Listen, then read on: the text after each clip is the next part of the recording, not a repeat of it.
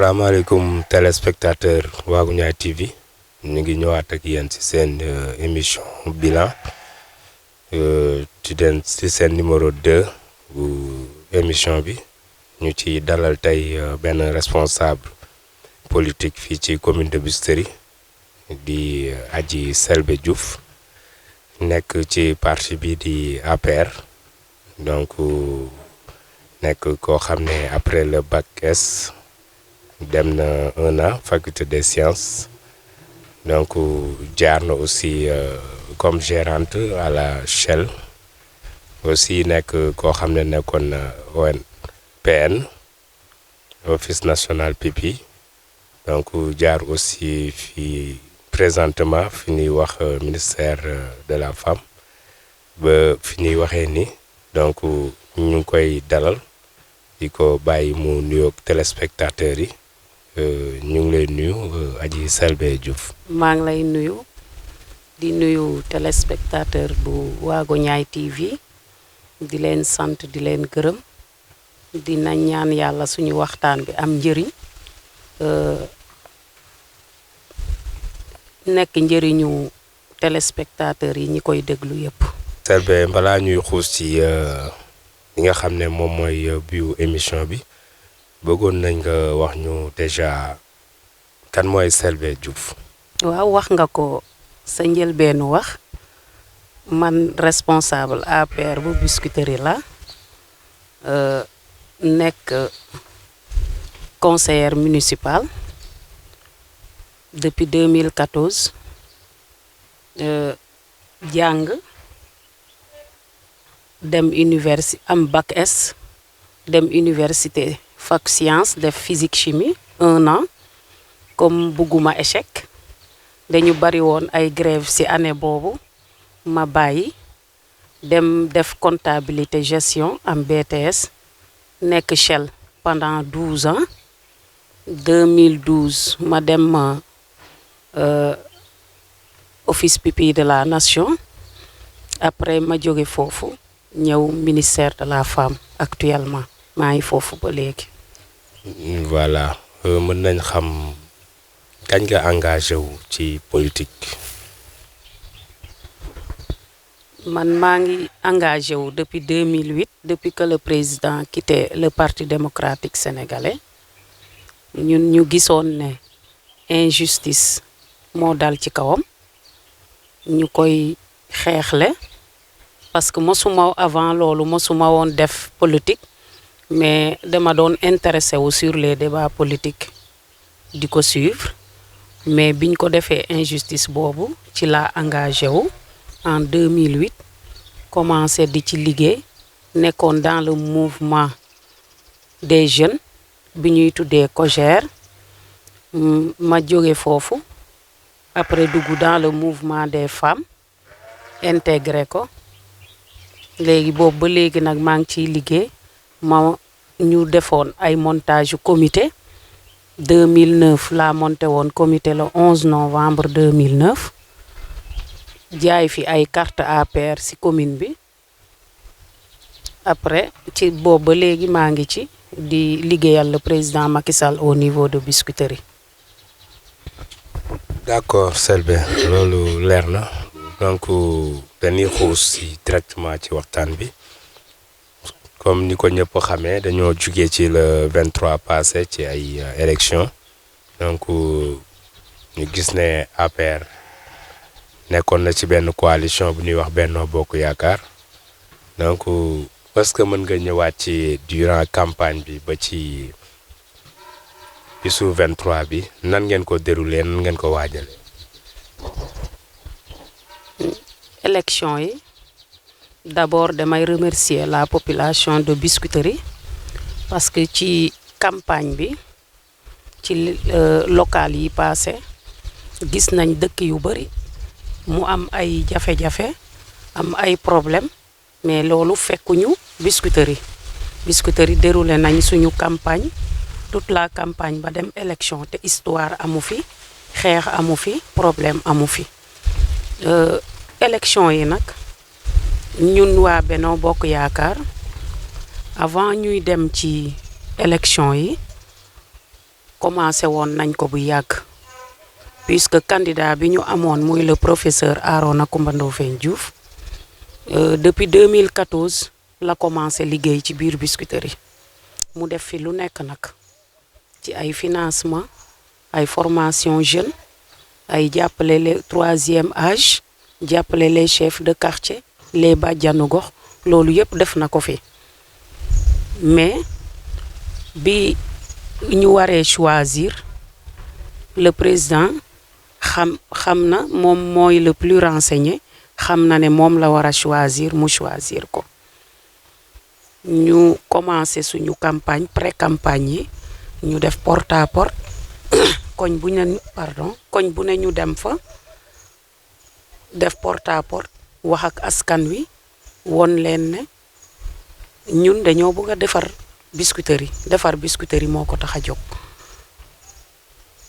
def nañ lépp li ñu mën joxe nañ suñu xalaat joxe suñu doole joxe suñu mën-mën ak suñu alal pour conquérir kii bi commune bi mais comme yàlla li muy dogal rek ndogalu yàlla la noonu lañ ko mën a jàppee may féliciter le gagnant muy le maire Mohamed Djibril Wade di encourager mon frère Arona Coumba Ndoffène Diouf ak le camarade Ismaïla Gueye. dégg nañ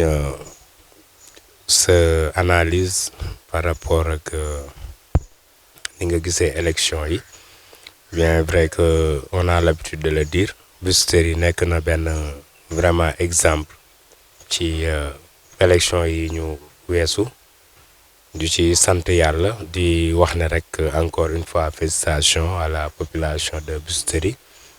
wane nañ ne ñoo bokk ndey ñoo bokk baay Biscuiterie rek moom moo am ndam bi génn fi mais bëggoon nañ vraiment nga defal ñu benn analyse approfondie par rapport ak ni nga gisee tendance yi fi amoon ak ba ci bis bi résultat yi ni mu demee est-ce que xaarandi woon ko carrément xaaroon ngeen résultat yu mel nii quoi. ñun man jàppoon naa ne dañuy gagner mais élection yi li tax Benno Bokk Yaakaar daanu dans quelques communes parce que sur le plan national Benno Bokk Yaakaar moo gagné boo totaliser li ñu am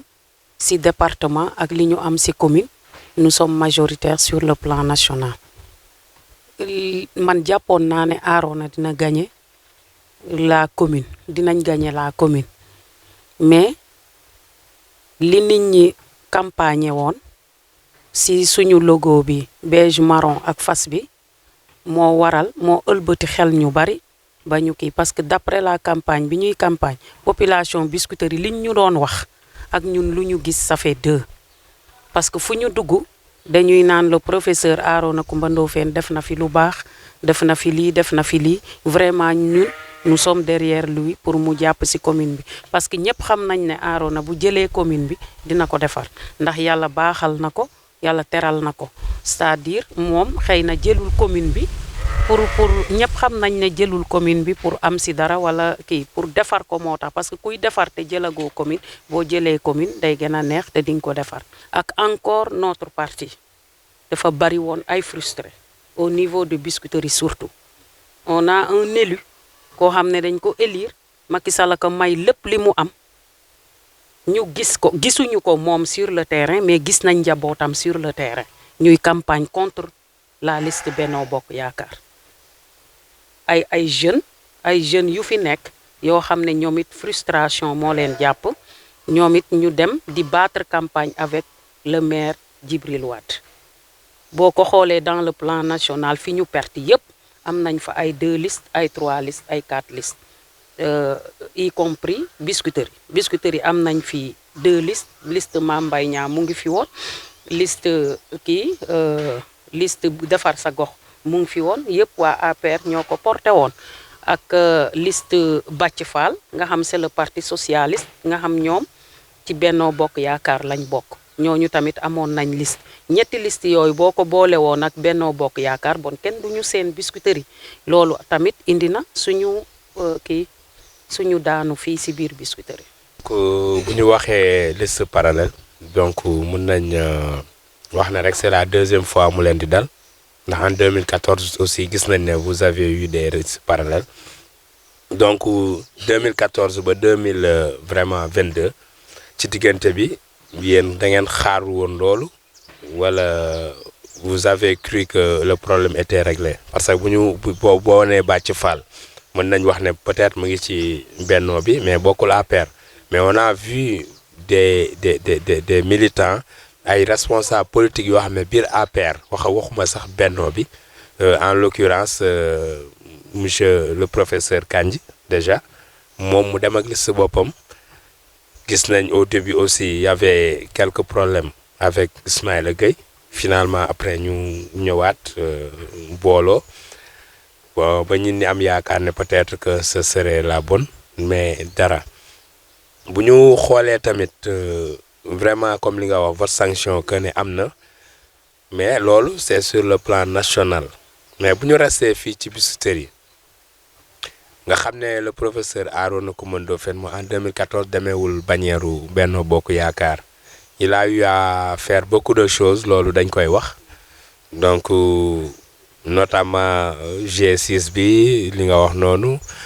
financement des femmes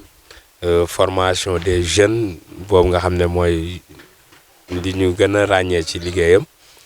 ak yeneen yoo xam ne def na ko est-ce que du woon aussi vraiment ñaar mooy maanaam erreur moom mu dem ci bannière Benno Bokk Yaakaar au lieu de ACAT bi mu demee woon beneen bi mooy le fait que ñu jiital ko pour que frustration mën a am notamment maître Djibril War loolu aussi nan nga koy jàngatee quoi selon résultat yi nga xam ne moom moo am fii ci commune de Biscuiterie. waaw le professeur Arona Coumba Ndoffène Diouf mënul woon dem ak ACAT puisque moom dem na ba jël ACAT dugal ko ci biir APR donc maintenant c'est un responsable membre de l'Alliance pour la République maintenant loolu mënatul woon dem ak ACAT léegi biñ ko tànnee il faut mu am ay frustration Ismaïla Gueye dès le début wax nga ko def ñëwul woon mais après bi ko président waxtaanee ak moom ñëw na problème yi bari ba tey mu kii mais après par la suite ñu waxtaan ba mu ñëw ñu battre campagne ensemble maître Djibril War man je ne suis pas au courant si li mu mer ak yooyu wante lu mu mënoon a mer moom il est élu par le président nekk député di liggéeyal président Macky Sall fii ci Biscuiterie amul dara luñ ko mënoon a def ba mu mer bàyyi la liste Benno Bokk Yaakaar amul te man jàpp ma ne moom battre na campagne pour ñun gisuñu ko fenn fu mu battre campagne pour ñun te gis nañ ay njabootam ñoom ñuy battre campagne pour l'opposition di jubilé bi ñu perte loolu kii la fee la boo xam ne noté nañ ko maître mu ngi taxawee woon comme suppléant ci liste bi moom lañ ko defoon puisque dafa ñëwoon indi rakkam indi muy Palaay Waar ñoom ñaar yëpp ñu indi seen carte d'identité pour dugg ci liste bi te ñëpp xam nañ ne ñaar ñu bokk ndey ak baay wala jabar ak jëkkër mënuñu assister ci conseil municipal léegi ñu arrangé de telle sorte que moom mu abal rakkam mu dugg ci liste bi rakkam dugg ci liste majoritaire bi moom mënatuñ ko woon dugal ci liste bi ñu def ko suppléant bi li ma jàpp ne le professeur looloo tax mu defar ko parce que moom moo ko jàppale ba ñu investir ko au niveau de la liste départementale mu ngi ci liste départementale te le ministre Arona Coumba Ndoffène Diouf tête de liste bi moo ko jàppale ba mu dugg ci liste départementale bi bon kooku bu waxee ne da koy sous-estimer man mënuma gëm loolu même suppléant bi mu ko def c'était que pour mu figurer ci biir liste bi turam figuré ci liste bi. jiitu loolu lu jiitu ñuy defar liste bi ndax waxtaan amoon na parce que man bi ngeen di def seen comité jour boobu ñëw naa fa j'ai interpellé le ministre Arona Coumba Ndoffène mu ne ma carrément ñi fi gis teguñu seen bakkan ci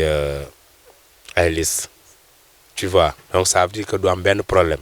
mais bi ñu demee ba ci biir y a eu problème donc lan moo nekk li nga xam ne moom mooy sabab bi ndax waxtaan amoon na ba ñu juboo wala dañoo ñëw defee ko noo xam ne à sa grande surprise dafa ñëw gis liste bi ñu defee ko noonu. loolu moom peut-être loolu moo am xam naa buñ ko waxoon ne dañ lay def kii suppléant ci liste bi moom du nangu loolu moom xam naa ko mais xëy na erreur bi tamit foofu la mais foofu bi mu ko gisee ñëw di ko ñaxtu ministre nee na ko mu ngi ciy jéggalu wax ko li tax mu def ko foofu léegi moom bu fekkee dafa bëgg le président Macky Sall même buñ ko defoon ndaare ci liste kii bi suppléant wala binduñu ko sax ci liste dafa war a dugg campagnal président parce que lu mu am tey président moo ko may waaw moom député la député CEDEAO de dem fu nekk am teraanga teral ci say mbokk ak say yëpp te Maître War ñun ñoo àndoon 2008 ba 2012 ñoo ànd di liggéeyal le président fii mu nekkoon ci jàmbaar lool ñëpp reconnaître loolu bi président falo delloo na ko njukkal parce que def na ko député mu am ci li mu war a am bon nag normalement liste moom man jàpp ma ne liste war naa mën a tax nga xeex sa parti man jàpp ma loolu même man bi ma ñëwee waxoon naa le ministre Arona Coumba Ndoffène man bu ma dugal ci liste te teewul man dinaa liggéey parce que xamoon naa ne liste bi dina am jafe-jafe parce que y avait beaucoup de monde te man nekk naa conseiller municipal pendant 7 ans ma ne ko amul problème ñu ne non il faut ñu dugal la ci liste parce que am na ñoo xam ne suñ la gisul duñ la votel duñ ñu votel duñu ñi ànd ak yow bu ñu gisul sa tur bon duñu voté liste bi looloo tax man ma nekk ci liste bi mais man nekk ci liste ak bañ a nekk ci liste yëpp laa yemale woon pour liggéeyal le président. léegi wax nga lu am importance yow déjà ci sa volonté bopp mënoon na ñàkk ñu dugal la ci liste te teewul di nga liggéey mais liñ la jox comme raison mooy que ne foog nga dugg parce que am na bu ñu la gisul mën nañ bañ a voter donc est-ce que nekkul même chose bi moom moo leen arrivé ci ki nga xam ne mooy maître Djibril War aussi y a un autre nga xam ne conseiller la woon depuis 2014 aussi dugg ci liste bi est-ce que yooyu yëpp impacté wul tamit ci vraiment seen résultat bi ngeen am fii ci Biscuiterie si wax naa ko boole naa ko ci mooy les votes sanctions loolu dafa am vote sanction yi moom dafa am ñi duggul ci liste bi te ñi gis liste bi te gisuñu ci seen bopp ñooñu ñëpp dañoo voté vote sanction santaane ñu voté vote sanction xam nga même bu dee yow kese la ak sa waa kër c'est quelque chose parce que élection locale benn voix rek ça compte ñun xeebuñu seen voix xeebuñu li ñu am moo tax aussi peut-être loolu répercuté wu na ci élection yi ci vote bi parce que ñoom ñu bari la APR ñu bari dañoo frustré woon muy ay jigéen ay jeunes ak le député Djibril War ñoom ñëpp honorable Djibril War ñoom ñëpp dañu frustré woon ndax loolu ñëpp kenn ci ñoom baatrul campagne pour Benno Bokk Yaakaar léegi il fallait aussi loolu ñëw c'est sur le plan national parce que maa ngi déglu démb benn télé ñuy wax ñu ne Benno Bokk Yaakaar dafa daanu dafa lii mais man jàpp ma ne Benno dafa daanu surtout sur le plan national foo dem am na liste man gis naa Sangalkam liste Yewwi ba APR moo ko porté ka porté liste Yewwi fële Sangalkam APR la te dafa frustré moo tax mu dem porté liste Yewwi moo gagné le ministre Omar Gueye xam nga kooku APR la li mu am yëpp da koy versé waat si le mouvement présidentiel moo tax ma jàpp ne ñun te foo dem am na ñaari liste ñetti liste juróomi liste ma xam ne su nekkoon législative wala mu nekk présidentiel dañuy jàll haut la main. Selbé mi nga xam ne moom mu ngi dëkkee précisément Cité Bissap foofu nan nga gisee le résultat de Benno Bokk Yaakaar en tant que responsable politique. ñun côté Bentali Cité Bissap fa laa dëkkee ñun à chaque fois électorat Macky Sall électorat président Macky Sall Benno Bokk Yaakaar dama jàpp ne Bentali Cité Bissap la ëppee puisque école Waago Ñaay 1 te ñu koy tuddee Ndariña man fa laa nekk maay nekk mandataire bi depuis 2012 ba léegi maay mandataire u école Ndariña te école bi chaque fois dañuy gagné c'est la première fois ñu dem ci bannière u Benno Bokk Yaakaar te gagné wuñu Ndariña te ñun ñoo jël deuxième c'est la seule école au niveau de Biscuiterie bi ñu jëlee deuxième ci commune bi yeneen école yi yëpp nous sommes troisième moo waral ñu jël troisième ci kii bi yëpp ci résultat yi Ndariña ak kii Bentali ak Cité Bissap man jàpp naa ne Benno moo fa majoritaire ba tey puisque liste Bàcc Fall fa la basé wu woon liste Kandji professeur Kandji fa la basé wu woon liste kii nu mu tuddati Mame Mbaye Niang aussi Bentali la nekkoon xam nga donc résultat yooyu yëpp boo ko boolee boole kaak ñun bi ñu am ñun kenn duñu seen au niveau de notre quartier ñun suñu quartier dañu amul vraiment un responsable digne de son nom koo xam ne am na dara parce que man maa fa nekk à part professeur Kandji man maa ngi def li ma mën maa ngi jàppale nit ñi maa ngi jàppale waa Cité Bissap ku fa dem di nga ko xam maa ngi jàppale aussi nit ñi ma am ay benn tali ay ñaari tali ñoom ñëpp maa ngi def li ma mën mais nag sama doole fi mu yem foofu laa mën a yem puisque kenn dimbalewu ma sama alalu bopp laay jël di ko fa def moo waral Ndariña chaque fois dañ koy gagné ma répété ko encore c'est la première fois gagné wuñ ko par bannière u Benno Bokk Yaakaar te li ko waral mooy li ma la wax rek vote sanction yi ak liste parallèle yi moo tax gagné wuñ ko mais nous sommes deuxième là-bas te école boobu rek lañ jël deuxième et c'est la deuxième plus grande école de kii bi kii deuxième centre waaw la plus grande la kii deuxième centre bi gën a rëy waaw puisque Cité Bissap man séeréer la fier d'être séeréer ma bëri fa ay mbokk trop samay mbokk séeréer yu bari dëkk fa ma gis li ñuy dund man boobu defuma politique aussi dama doon def social te social bu may def Bentali laa dëkk mais dama koy yóbbu Cité Bissap moo tax ñoom peut-être moo tax ñoom ñu estimer ma bëgg ma boole ma ci seen bopp ba ñoom lu ñuy def lu nekk dañuy naan man maay seen responsable maa fay dem maay def li fa nekk le ministre Arona Coumba Ndoffène Diouf def na fa lu bari ànd nañ fa mu yóbbu ma mu def fa lu baree bari dimbale leen ci lu bari ku ma gis aussi ngay jàppale ay nit dama lay wax loo mën a jàppale côté Cité Bissap ci dimbale leen ci social ci li ñoom ñoo ko gën a yellool ci commune bi boo gisee seen géographie seen situation ak seen dëkkuwaay di nga xam ne ñii soxla nañ dimbal loolu moo tax xëy na émotion boobu moo ma yóbbu foofu ma leen di defal li ma am ak waa Bentali yëpp aussi. gis nañ aussi ku mel ni comme wax nga ko léegi Kandji professeur ak monsieur Bàcc Fall bëggoon nañ xam aussi sa relation ak responsable yu mel noonu. Bàcc Fall sama càmmeñ la bokkuñu parti mais sama càmmeñ la ku ma respecté la ma respecté ko le professeur Kandji aussi saa yi ñu tasee dama koy naan le grand responsable man maa ko tuddee noonu maa ko koy woowee chaque jour même ci campagne yi fu ñu tase dañuy taxaw waxtaan jamasat man Biscuiterie aw ma fekk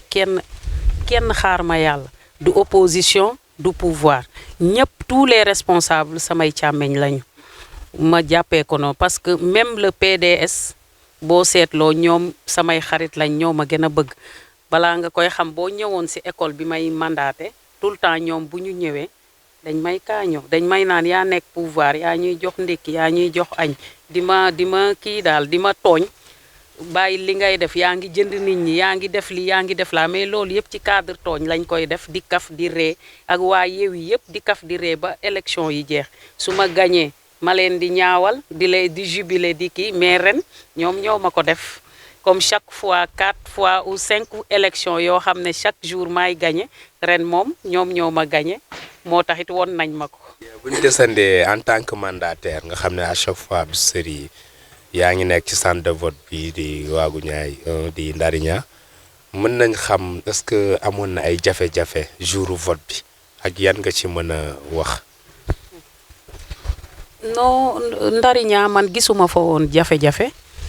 puisque foofu mandataire wàllu bi mandataire Yewwi ak tous les autres mandataires ñun ñëpp benn lañu woon taxaw même place di waxtaan su nit di dem su nit amee dara lu muy def dañuy dem xool lan la ñëw amul woon xeex amul xuloo amul dara kaf ak ree lañ fa nekkee woon ba nii man gisuma fa woon benn animosité Ndariña moom yàlla dimbale na ma foofu depuis élection di am 2012 ba léegi mosuma fa am problème mosuma fa am problème benn yoon la woon ci législative u 2012 je pense avec le maire maire PDS bi fi ne woon naka non Lamine Diack waaw Lamine Dia fekk mu ñëw mu jël micro mu ne non APR ñu ngi fii di jënd nit ñi 10 000 affaires yooyu te fekk man maa fa nekk ma ne ko ma ñëw ci micro bi muy waxee ma ne ko non c'est pas vrai waxoo dëgg parce que maa fi nekk te yoruma 10 000 bu ma maye bu ma joxee nit affaire yooyu léegi garde corps am yi bëgg ma attaqué police ñëw loolu rek mu laa fa mës a am benn problème boobu laa fa mës a am depuis lors vraiment ñi fay nekk yëpp samay xarit lañ ñi nekk Ndariña nekk à l'opposition ñëpp samay xarit lañ même seen leader yi samay xarit lañ ñoom Juga Sakho ñoom Jibi Wade ñooñu ñëpp vraiment awma benn xaar ma yàlla ak ñoom moo tax. bu ñu waxee li nga xam ne moom mooy résultat yi fii ci commune bi nga xam ne tey finalement c'est le maire Djibril Wade moo mujjee jël raw gàddu gi aussi kooku ban analyse ngay def ci moom ak lan ngay wax à l'endroit de cette personne-là. Pour la personne de Mohamed Djibril Wade amul problème mais sur le plan de bilan boo waxee bilan Mohamed Djibril Wade ñoom defuñ fi dara ñoom laa tuddee woon maire 2 ans 2 milliards 0 xeer puisque budget bi presque 1 milliard la ay 800 millions bi fi Doudou Issa Niass nekkee sax demoon na ba nekk presque 1 milliard mais moom gisuma luñ fi def parce que bu fekkee stade bi président Macky Sall moo ko maye Sénélec ñoo defar stade bi kii terrain ñaar tali bu fekkee pavage bi Pakasen mooy def le pavage lampe yi lampadaire moo fi ñëw projet boobu yëpp ñaari projet yooyu yëpp projet état la bon ñoom suñu budget maire suñu budget mairie kenn xamul ñoom niñ koy utiliser kenn xamul luñ ciy def xëy na tabaski ak korité ak Pâques ñoom xëy na budget bi pour loolu lañ koy doyee parce que marché yi salte na Biscuiterie yi jagul ñoom dañu xaar ba élection jub si ñu indi ay pavage di pavé quelques koñ léegi par la suite gis nga élection yi passé na kenn waxatul waxu pavage kenn gisatul kenn kuy pavé xëy na après dinañ ko continuer parce que loolu lañ naxee population Biscuiterie ba am leen te du seen projet état la man gisuma li ñu def mais la personne de Mohamed Djibril Wade ne m'intéresse pas parce que amul problème mais gestion mairie bi baaxul loolu moom mën naa ko wax te kii bi mairie bi aussi ba pare ba léegi depuis 96 ba tey recyclage la ñuy def PS mooy ñëw PDS te Biscuiterie ni mu mel ba léegi noonu la mel ku fi jóge woon pendant 20 ans 30 ans 40 ans boo ñëwaatee di nga dugg sa kër parce que dara changé wul mbedd yi changé wul dara changé wul au niveau de Biscuiterie amuñu hôpital amuñu police amuñu centre de formation pour femmes yi maison de la femme amu fi amuñu sax case des tout petits pour xale yi parce que am na ñoo xam ne amuñu moyen pour fay chaque fois pour seen xale yi dem jàng jardin ngay fay chaque mois loolu ñu bari amuñu ko boo ñëwee sama côté par exemple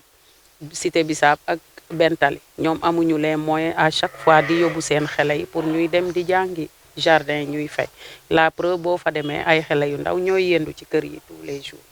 te bu ñu amoon case des tout petits dina leen arranger bu ñu amoon maison de la femme jigéen ñi fi nekk dinañu xaw a tane pour def formation wala dara amuñu police boo bëggee légaliser il faut nga dem HLM Grand Dakar wala Jëppal te ñun ñoo ëpp population ñooñu boo bëggee am doom man samay doom yëpp fii lañ juddoo mais déclaration yi Yoff la parce que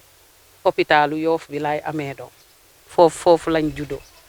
nee à Yoff lañ leen defal neexuma su ma sañoon ñu defaral leen nee à Biscuiterie mais amuñu hôpital fii pour am doom wala pour faju normalement poste de santé biñ fi am ñoom ñoo ko war a defar ñoo ko war a équiper mais defuñ fa dara boo fa demee poste de santé bi nit ñi duñ fa dem sax parce que boo fa demee doo am li nga bëgg waaw. mais quand même boo nee Biscuiterie changé wul je crois que demoo par exemple fii ñuy wax waaw ñaay 1 beneen bi aussi mën nañ wax ne ma nee la personne Djibril Wade actuellement le maire aussi mën nañ wax ne toujours damay wax ne ci boppu mairie bi bu fi amee 3 ans ci la yem donc peut-être que li nga wax peut-être dafa tombé ñuy waajal ay campagne ñuy waajal élection mu réaliser quelques affaires même si c'est moom confirmé na ko sax lors d'une émission que ne c'est vrai que PACASEN la mais y a des voies et moyens yoo xam ne ci ngay jaar aussi pour ñu mën a ñëw pavel la donc du da ngay dem rek ne dama bëgg pavé ñu defaral la ko beneen bi aussi terrain bi aussi stade NGB bi aussi ay démarches la bien vrai que état la comme li nga wax Senelec moo ko fa def beneen bi mooy état civil bi aussi gis nga ne tout récemment ñoom toxu nañ fa ba inauguré ko donc ak lu ñu mën a xaarandi puisque moom moo gagné vraiment ñaan yàlla rek parce que ñun ñëpp bu baaxee ñun la baaxal bon voilà xam naa ne comme dañu nekkoon ci bilan aussi du ñu def lu dul laaj la rek avenir u Benno Bokk Yaakaar fii ci Biscuiterie yow tey nan nga ko gisee quoi. merci beaucoup avenir u Benno Bokk Yaakaar ni ma ko gisee mooy ñu retrouver waat njabootu président Macky Sall yëpp nañu retrouver waat ñu def démarche yi ku nekk ñu seeti la ñu ñëwaat waxtaan juboo nekk benn pour échéance yi di ñëw parce que échéance yi di ñëw échéance yu am importance la ñu war ci dox tànk jàmm pour le professeur Kandji mu ñëw l'honorable député Djibril War ñëw la liste Mame Mbaye Niang ñi ko porté woon ñu seeti leen Bàcc Fall aussi pour le parti socialiste mu ñëw ñun ñëpp bu ñu retrouver woo nekk benn fii nii xam naa Benno Bokk Yaakaar est majoritaire dans la commune jusqu'à présent même gagné nañ liste bi mais liste bi lañ gagné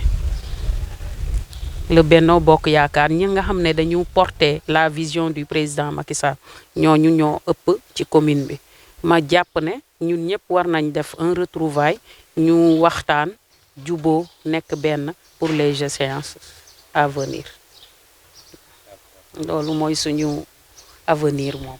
d'accord loolu mooy seen avenir loolu nga am yaakaar ne peut-être moo leen ci génnee mais je crois que comme ni ma koy waxee muy Sénégal muy fii ci Biscuiterie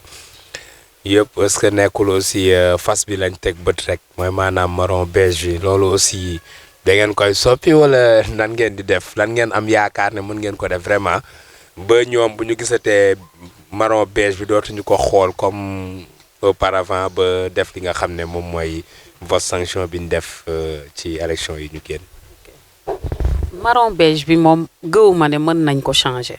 parce que looy def mu jig la à chaque fois boo ko changer mën nga am problème gëwuma ne ñu changer ko man dama jàpp ne frustration yi moo tax moo indi loolu am na quand même vote sanction loolu mënuñu ko bañ depuis le mois de mars événement mars yi bi mu amee ba léegi am na ñoo xam ne loolu dañ ko fas denc ba tey te loolu Covid bi la woon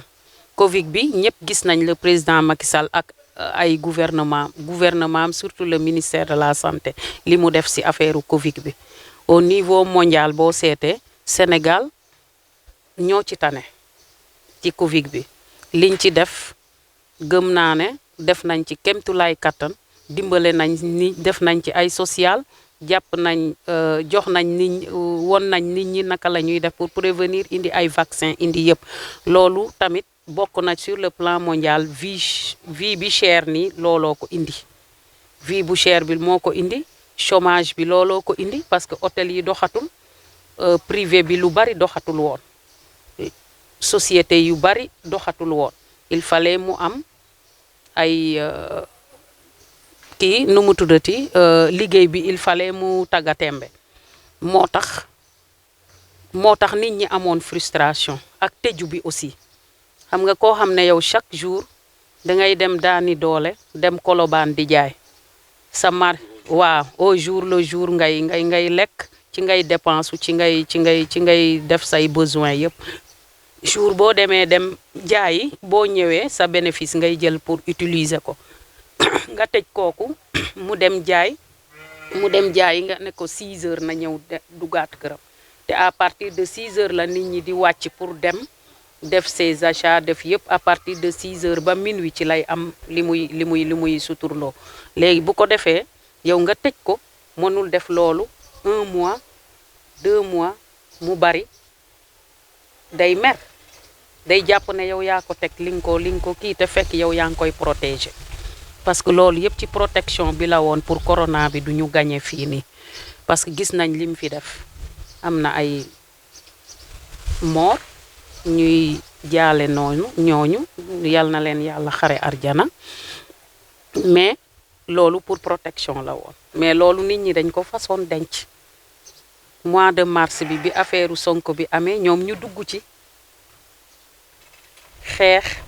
pour am liberté parce que fekkoon na sax à chaque fois yenn parti yi dañ doon xeex ne dañoo bëgg a génn jeunes yi guddi ñu teg ay pneu di taal di daqante ak policiers yi après mars bi ñëw nag yëf yi gën a dégénéré loolu moo waral ñu bari dañu fas loolu denc pour ak vie bu cher bi aussi fas loolu denc pour sanctionner. Merci. Peut-être que dañuy dem ci tàggatoo rek daal nañ tuuti quelques points par rapport ak élection yi ñu jóge donc ñu daloon si ki nga xam ne mooy Adji Selbé Diouf di responsable APR fii si commune de Biscuiterie donc mu ngi noonu ñu lay bàyyi rek nga wax sa dernier mot ak lan ngay wax à l'endroit de la population de Biscuiterie. Ok, sama dernier mot mooy remercier la population de Biscuiterie si élection yi passé d'abord parce que wone nañ maturité benn problème amul ci campagne bi benn problème amul le jour du vote ñu dem voter massivement choisir seen maire ci dal ak paix ba dara xewul ma leen di remercier ci maturité boobu bu baax a baax di leen féliciter aussi di féliciter femmes yi nga xam ne dañu àndoon ak ñun